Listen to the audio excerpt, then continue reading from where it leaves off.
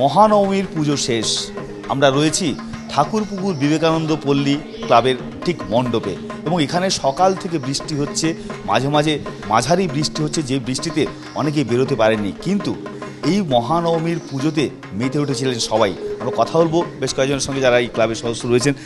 সকাল থেকে আজকে তো বৃষ্টি হচ্ছে খুব, তো কীভাবে কাটালেন সকাল থেকে, আর সন্ধ্যেবেলা কী প্ল্যান রয়েছে?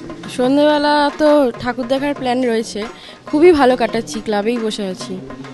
ক্লাবে এই যে পুজোতে মেতে থাকা, অঞ্জলি দেওয়া, আরতি দেখা, হোম দেখা, মানে কেমন লাগে সারা বছরের অপেক্ষার পর? আমরা সারা বছর অপেক্ষা করে থাকি এই 4টে দিনের আনন্দের জন্য। সকাল থেকে উঠে আমরা ঘরের টুকটাক কাজ সেরে ঠাকুরের ভোগ, ঠাকুরের জোগাড় টোগাড় সব কিছু করে আমরা এখানে কাটাই। বাইরের পুজো দেখতে খুব কম যায়। কিন্তু এই যে বৃষ্টি হচ্ছে তাতে তো অসুবিধা হচ্ছে আপনাদের মণ্ডপ ধরে রাখার? হ্যাঁ, মণ্ডপ ধরে রাখার জন্য সেরকম অসুবিধা এখন আর হচ্ছে না, কারণ আমাদের সেই সেফগার্ড নেওয়া হয়েছে।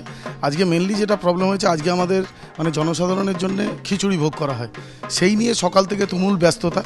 সেই সবের মধ্যেই ভিজে পড়েই করতে হচ্ছে, কি করা যাবে, উপায় তো নেই। নবমীর ভোগ খিচুড়ি এ তো বাঙালির বা উৎসব প্রিয় বাঙালির ভীষণ প্রিয় খাদ্য। ফলে আজকে মহানবমীতে অনেক মণ্ডপেই এই খাওয়া দাওয়ার আয়োজন হয়েছে এবং এখানেও সেই আয়োজন আমরা দেখতে পাচ্ছি। ছোটদের সঙ্গে কথা বলবো। এই যে বৃষ্টি হচ্ছে আজকে সকাল থেকে, এখন আবার রোদ বেরিয়েছে, তো পুজো দেখার প্ল্যানে কি কোথাও এটা বাধা হবে? না, হবে না, কারণ আমরা বৃষ্টি সব মানি না, সবসময় ঘুরে ফুরে বেড়াই, এনজয় করে বেড়াই। খাওয়া দাওয়া, অঞ্জলি দেওয়া, ভক্তি ভরে প্রণাম করা, সব মিলিয়ে দুপুরটা কিন্তু যতই বৃষ্টি হোক, নবমীতে মহানবমীতে যতই বৃষ্টি হোক, দুপুরে কিন্তু এই মণ্ডপে জমজমাট আড্ডা আর আনন্দ। ক্যামেরায় পার্থ প্রতিম চক্রবর্তীর সঙ্গে নিমাই পান্ডা, AAP আনন্দ, কলকাতা।